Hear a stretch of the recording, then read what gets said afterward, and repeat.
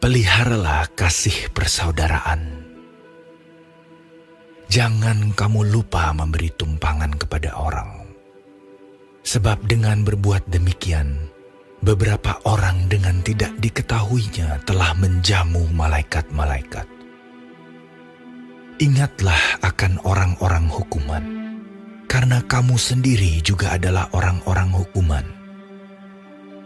Dan ingatlah akan orang-orang yang diperlakukan sewenang-wenang, karena kamu sendiri juga masih hidup di dunia ini. Hendaklah kamu semua penuh hormat terhadap perkawinan, dan janganlah kamu mencemarkan tempat tidur, sebab orang-orang sundal dan pezina akan dihakimi Allah. Janganlah kamu menjadi hamba uang, dan cukupkanlah dirimu dengan apa yang ada padamu. Karena Allah telah berfirman, Aku sekali-kali tidak akan membiarkan engkau, dan aku sekali-kali tidak akan meninggalkan engkau. Sebab itu dengan yakin kita dapat berkata, Tuhan adalah penolongku, aku tidak akan takut. Apakah yang dapat dilakukan manusia terhadap aku? Ingatlah akan pemimpin-pemimpin kamu yang telah menyampaikan firman Allah kepadamu. Perhatikanlah akhir hidup mereka dan contohlah iman mereka. Yesus Kristus tetap sama, baik kemarin maupun hari ini, dan sampai selama-lamanya.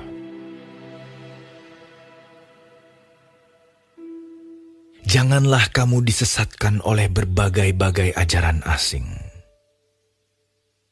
Sebab yang baik ialah bahwa hati kamu diperkuat dengan kasih karunia, dan bukan dengan pelbagai makanan yang tidak memberi faedah kepada mereka yang menuruti aturan-aturan makanan macam itu. Kita mempunyai suatu mezbah, dan orang-orang yang melayani kemah tidak boleh makan dari apa yang di dalamnya. Karena tubuh binatang-binatang yang darahnya dibawa masuk ke tempat kudus oleh imam besar sebagai korban penghapus dosa, dibakar di luar perkemahan.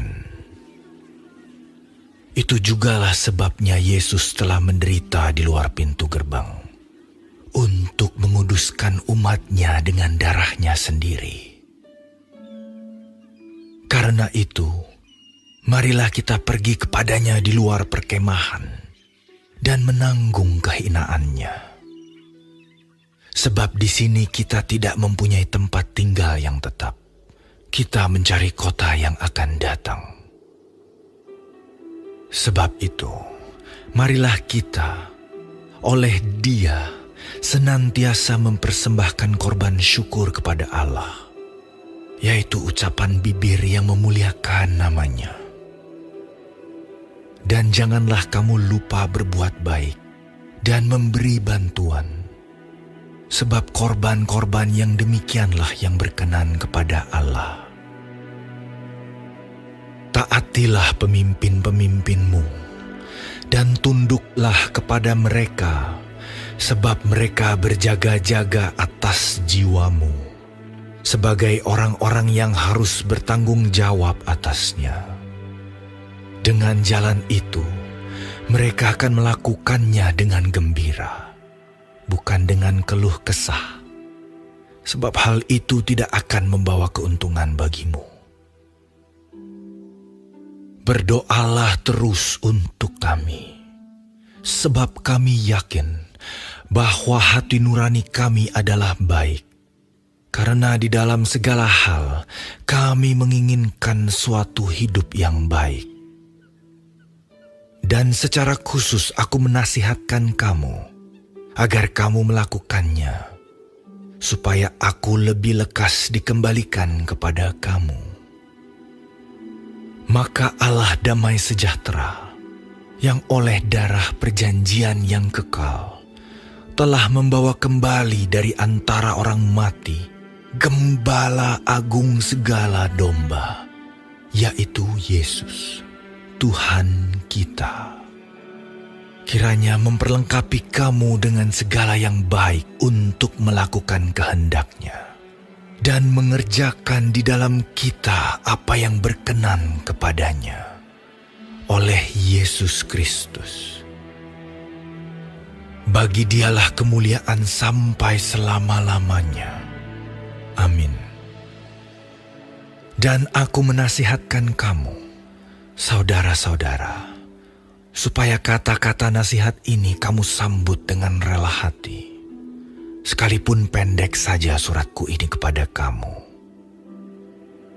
Ketahuilah bahwa Timotius, saudara kita, telah berangkat. Segera sesudah ia datang, aku akan mengunjungi kamu bersama-sama dengan dia. Sampaikanlah salam kepada semua pemimpin kamu dan semua orang kudus. Terimalah salam dari saudara-saudara di Italia. Kasih karunia menyertai kamu sekalian.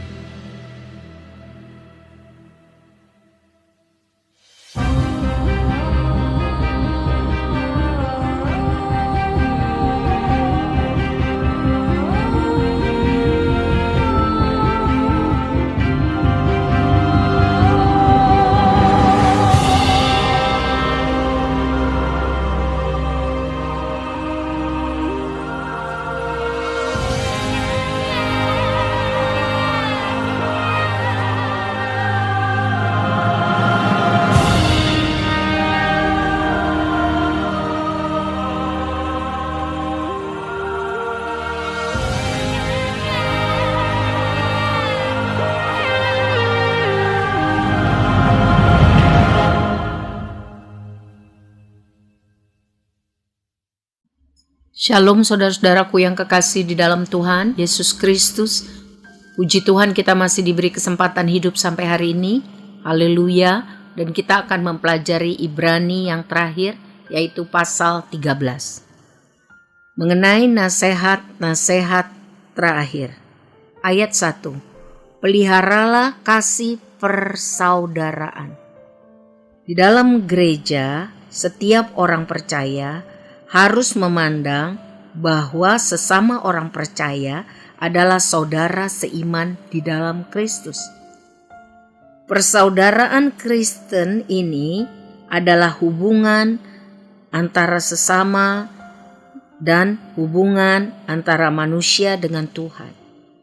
Jadi kita harus menjaganya itu dan saling menghargai dan saling menghormati dan saling mengasihi.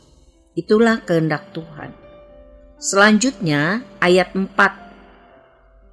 Hendaklah kamu semua penuh hormat terhadap perkawinan, dan janganlah kamu mencemarkan tempat tidur, sebab orang-orang sundal dan pezina akan dihakimi Allah. Saudara, Tuhan memiliki norma-norma yang tinggi bagi umatnya dalam hal pernikahan dan seksualitas. Ya, apa yang diajarkan firman Tuhan mengenai norma-norma moralitas seksual, marilah kita sungguh-sungguh mengamatinya dan melakukannya dengan rasa takut akan Tuhan. Hendaklah kamu semua penuh hormat terhadap perkawinan, dan janganlah kamu mencemarkan tempat tidur, sebab orang-orang sundal dan pezina akan dihakimi Allah. Orang percaya seharusnya tahu bahwa hidup ini harus murni secara moral dan seksual. Berarti bebas dari semua noda atau hal-hal yang cabul. Bisa menahan diri dari segala tindakan, pikiran yang merangsang keinginan yang berdosa. Harus menjaga janji nikah, harus menjaga keperawanan, keperjakaan, harus takut akan Tuhan, bisa mengendalikan diri dan menjauhkan dari semua rangsangan seksual yang najis. Ya, di hadapan Tuhan yang Maha Kudus. Harus bisa menguasai tubuh sehingga bisa hidup dalam kekudusan dan hormat akan Tuhan. Petunjuk Alkitab ini berlaku bagi kita semua, baik yang masih hidup lajang maupun orang-orang yang sudah menikah. Hubungan senggama hanya diizinkan bagi mereka yang sudah menikah, disetujui, diberkati Tuhan, dan hanya itu saja yang sah. Perzinahan atau tindakan seksual, homoseksual, sensualitas, ketidaksucian, dan nafsu-nafsu yang hina adalah dosa. Dosa itu dicatat dalam Keluaran 20 ayat 14 adalah dosa yang sangat hebat di hadapan Tuhan. Karena melanggar hukum kasih terhadap sesama dan hukum kasih atau penghormatan terhadap Tuhan. Pencemaran hubungan pernikahan dikutuk di dalam Alkitab. Amsal 5 ayat 3. Dan bisa menempatkan seseorang jadi di luar dari kerajaan Allah. Jadi tidak masuk surga. Roma 1 ayat 24 sampai 32. Tindakan seksual yang tak bermoral, yang tidak suci, bukan saja berupa perbuatan senggama atau persetubuhan yang terlarang, tapi juga meliputi setiap perbuatan pemuasan seksual dengan orang lain yang bukan pasangan nikahnya, yang dilaksanakan dengan menyingkapkan ketelanjangan orang tersebut. Ajaran duniawi saat ini menganggap itu biasa, lumrah. Tapi Alkitab, pegangan kebenaran kita, mengatakan itu bertentangan dengan kekudusan Allah dan norma kesucian firman Tuhan.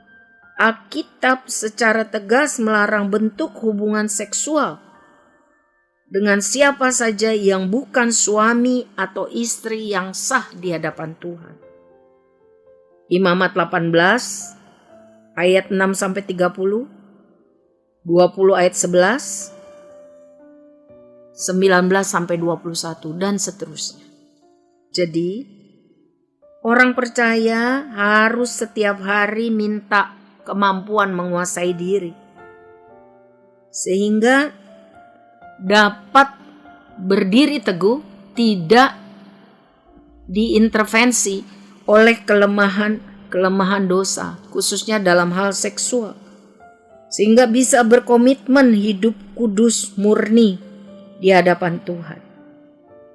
Orang-orang yang sungguh-sungguh rindu hidup dalam jalan Tuhan, maka akan menerima karunia penguasaan diri oleh Roh Kudus. Galatia 5 ayat 22 sampai 24. Tuhan tolong kita semua saudara, karena kita masih hidup di dunia yang berdosa ini, supaya kita dapat sungguh-sungguh menjadi terang di dalam dunia dan garam di dalam dunia ini. Tuhan tolong kita semua. Tuhan tolong anak-anak kita semua. Selanjutnya dikatakan mengenai ayat 15. Ayat 5. Janganlah kamu menjadi hamba uang dan cukupkanlah dirimu dengan apa yang ada padamu. Karena Allah telah berfirman, Aku sekali-kali tidak akan membiarkan engkau dan Aku sekali-kali tidak akan meninggalkan engkau. Keserakahan, kedursilaan sangat berkaitan erat dengan cinta akan uang, cinta akan kemewahan, cinta akan keinginan-keinginan mata dan kekayaan. Akhirnya juga akan terjerumus dalam dosa-dosa seksual. Jadi berhati-hati kita. Ayat 6, sebab itu dengan yakin kita dapat berkata, Tuhan adalah penolongku, aku tidak akan takut. Mungkin kita tidak mempunyai cukup harta, atau bahkan keadaan hidup kita saat ini pada masa pandemi sangat berat. Tetapi mari kita hidup berlandaskan firman Tuhan. Ayat 6 dari Ibrani 13 mencatat dan ini adalah janji Tuhan buat kita semua yang sungguh-sungguh percaya dan mengasihi Dia, bahwa kita tidak perlu takut. Tuhan tidak akan meninggalkan kita. Tuhan tidak akan membiarkan kita. Bapa di sorga memperdulikan kita. Tuhan adalah penolong kita. Amin. Ayat 8. Yesus Kristus tetap sama, baik kemarin maupun hari ini dan sampai selama-lamanya. Inilah kebenaran yang merupakan jangkar yang kuat bagi iman kita. Ya. Bahwa Yesus Kristus tetap sama, tetap bisa diandalkan. Marilah kita lebih lagi bersekutu erat dengan Dia. Marilah kita menikmati lebih lagi kuasa kerajaan Allah. Ya. Marilah kita lebih sungguh-sungguh lagi melayani Dia. Marilah kita lebih sungguh-sungguh bersekutu erat dengan Dia. Sebab Dia tetap sama, selalu bisa diandalkan. Dan Dia punya banyak cara untuk menolong orang yang sungguh-sungguh mengasihi Dia. Ayat 12. Itu jugalah sebabnya Yesus telah menderita di luar pintu gerbang untuk menguduskan umatnya dengan darahnya sendiri. Dimaksudkan di sini adalah Yesus menderita di luar pintu gerbang kota Yerusalem. Golgota itu letaknya di luar pintu gerbang Yerusalem. Agar kita dapat dikuduskan, dipisahkan dari kehidupan berdosa, kehidupan lama, dan hidup untuk melayani Tuhan. Mari kita ingat itu dan hargai itu. Ayat 13, karena itu mari kita pergi kepadanya di luar perkemahan dan menanggung kehinaannya. Maksudnya, untuk bisa menjadi pengikut Kristus berarti harus pergi di luar perkemahan. Di luar perkemahan. Kalau untuk orang Kristen Yahudi itu berarti mereka harus siap keluar dari agama Yahudi. Sebab orang Yahudi tidak percaya bahwa Yesus Kristus itu Tuhan, Juru Selamat, bahkan Nabi. Mereka tidak percaya. Bagi kita saat ini perkemahan berarti kenikmatan dosa. Nilai-nilai yang tidak kudus. Sasaran hidup yang sementara. Kita harus keluar dari zona itu. Kita harus ikut siap menanggung kehinaan Kristus. Kita harus siap mengikuti teladannya. Kita harus mau mengikut Yesus setiap hari, di waktu senang maupun susah. Kita harus bersatu dengan Dia. Kita menyatakan kepada dunia bahwa kita tunduk pada aturan, patokan, maksud-maksud Tuhan. Mungkin kita menjadi seperti kelihatan orang aneh bagi dunia. Karena memang kita tidak sama dengan standar dunia. Kita mungkin dianggap orang asing, orang aneh. Tapi marilah kita fokus. Di dunia ini kita cuma sementara. Tempat tinggal kita, rumah kita yang abadi adalah kerajaan sorga. Kita sedang mencari kota yang akan datang. Kita sedang menuju tempat yang direncanakan dan dibangun oleh Tuhan sendiri. Di mana tidak ada susah, tidak ada air mata, tidak ada sakit penyakit. Yang ada hanyalah sukacita. Karena Tuhan ada bersama-sama orang yang percaya, taat, dan setia. Tuhan tolong kita semua saudara. Ayat 17. Taatilah pemimpin-pemimpinmu dan tunduklah kepada mereka. Sebab mereka berjaga-jaga atas jiwamu. Sebagai orang-orang yang harus bertanggung jawab atasnya. Dengan jalan itu, mereka akan melakukannya dengan gembira, bukan dengan keluh kesah. Sebab hal itu tidak akan membawa keuntungan bagimu. Kita diajar untuk taat, untuk setia kepada para pemimpin kita. Yang tentunya yang benar, yang melakukan firman Tuhan. Ya. Yang hidup taat kepada firman Tuhan. Walaupun manusia belum ada yang sempurna. Kewajiban kita adalah mendoakan. Dan kalau kita tahu pemimpin kita itu salah, kita mengatakan dengan benar, dengan cara yang baik. ya, kesalahan mereka, bukan bergosip di belakang. Ya. Kita harus melakukan ayat 17 ini karena ini menyenangkan hati Tuhan. Kita harus setia pertama kepada Tuhan, melakukan kebenaran firman Tuhan. Yang kedua, kita harus setia kepada gereja Tuhan yang sungguh-sungguh melakukan kehendak Tuhan. Dan kita harus setia menaati para pemimpin kita di dalam gereja selama para pemimpin kita hidup dalam kebenaran. Setia kepada Tuhan, melaksanakan firman-Nya. Doakan para pemimpin kita supaya para pemimpin kita sungguh-sungguh menjadi alat Tuhan bagi kemuliaan nama Tuhan. Puji Tuhan, kita sudah akhiri kitab Ibrani. Tuhan tolong kita untuk melakukannya. Naik kelas dalam iman. Tuhan memberkati. Amin.